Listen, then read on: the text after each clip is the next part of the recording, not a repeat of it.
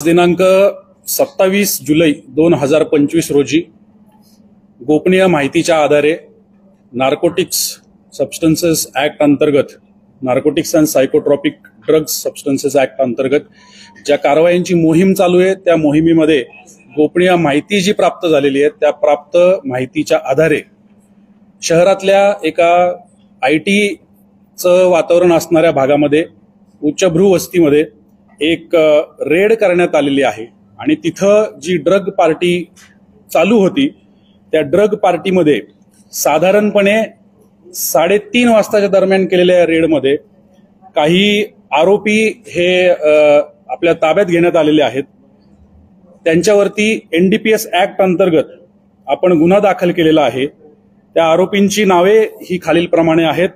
प्रांजल खेवलकर वय 41, निखिल पोपटाणी, समीर सय्यद, सचिन भोंबे, श्रीपाद यादव, तसेच त्यामध्ये 2 महिला ईशा सिंग आणि प्राची शर्मा या देखील आढळून आलेल्या आहेत। त्यांच्याकडून वेगवेगळ्या पद्धतीचे हे साहित्य हस्तगत करण्यात आलेले आहे।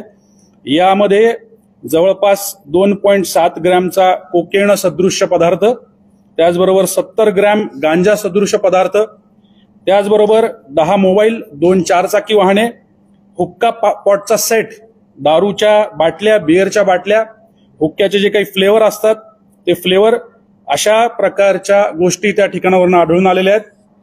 कारवाई जी आहे त्या कारवाईच्या अंती गुन्हा दाखल करण्यात आलेला आहे। NDPS act 8C, 22B, 21B, 27, तसेच कोटपा ऍक्ट आहे त्याच्यामधला 7(2) आणि 20(2) या अंतर्गत ही कारवाई करण्यात आलेली आहे।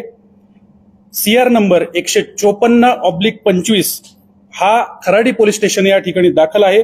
सदरची कारवाई ही गोपनीय माहितीच्या आधारे आणि वरिष्ठ अधिकाऱ्यांच्या मार्गदर्शनाखाली क्राईम ब्रांच पुणे शहर यांनी पार पाडलेली आहे।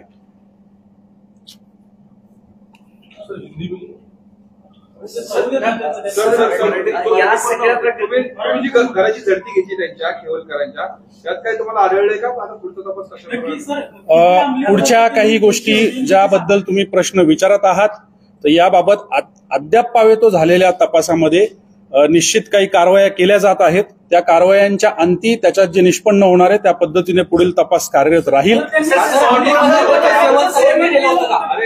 पुढच्या कारवाया ज्या आहेत या चालू आहेत, त्या तपासाच्या पद्धतीप्रमाणे पुढील कारवाया चालू राहणार आहेत।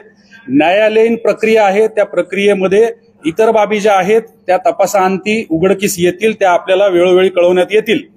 त्याचबरोबर मेडिकल जे करायला लागतं ते मेडिकल देखील त्या ठिकाणी प्री अरेस्ट मेडिकल पूर्ण केलेलं आहे, त्याचे जे काही अहवाल असतील ते सुद्धा आपल्याला प्राप्त होतील। त्याच्या अंती अधिक काही निष्कर्ष येतील त्याच्याबद्दल देखील आपल्याला कळवण्यात येईल। या उपर काही गोष्टी निश्चित निदर्शनास आलेल्या आहेत आणि त्याबाबत आदल्या दिवशी काय झालं, त्यानंतर काही गोष्टी झाल्यात का याच्याबाबत, किंवा त्या ठिकाणी अजून कोणी येणार होतं का, तर याच्याबाबत आपण सगळा तपास करत आहोत आणि तो तपास झाल्यानंतरच आपल्याला त्याबाबतची खात्रीशीर माहिती देण्यात येईल।